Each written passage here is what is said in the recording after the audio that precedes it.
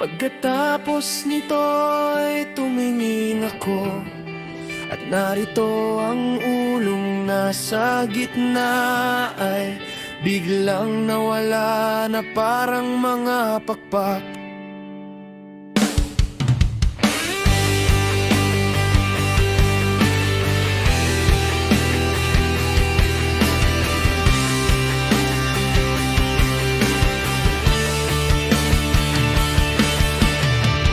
Ngunit ang dalawang ulo ay nanatili, na sa gayon ding paraan ay naghari sa ibabaw ng lupa at sa mga naninirahan doon.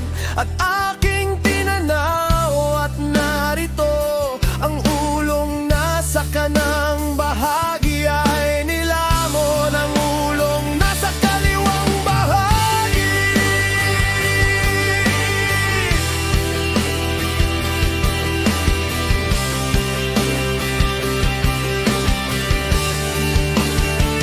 Nang magkagayoy, nakarinig ako ng isang tinig na nagsabi sa akin, tumungo ka sa harap mo at isipin mo ang bagay na iyong nakikita.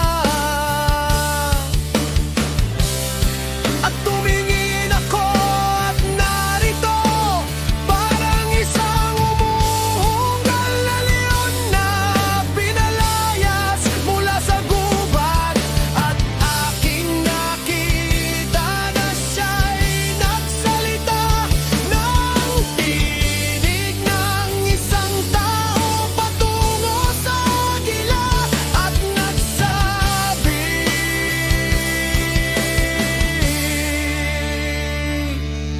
makinig ka, ako'y magsasalita sa'yo.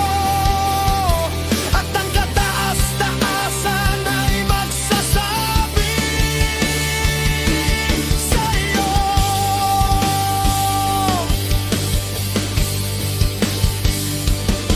Hindi ba't ikaw ang natitira sa apat na halimaw na aking ginawa upang maghari sa aking daigdig, upang ang wakas ng kanilang mga kapanahunan ay dumating sa pamamagitan nila.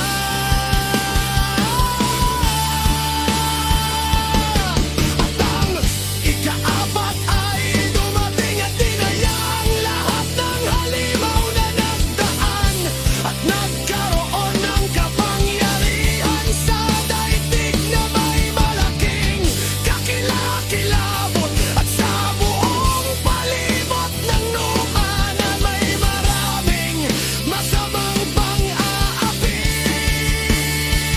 At sa gayon ay nanahan siya sa lupa ng mahabang panahon sa pamamagitan ng panlinlang, sapagkat ang lupa ay hindi mo hinusgahan sa katotohanan.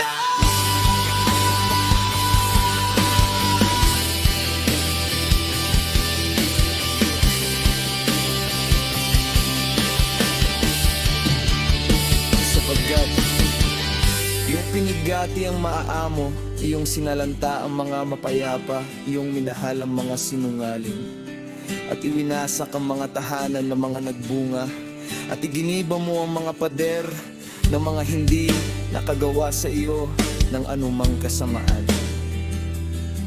Kaya't ang iyong masamang gawa ay umabot sa kataas-taasan, at ang iyong kapalaluan sa makapangyarihan.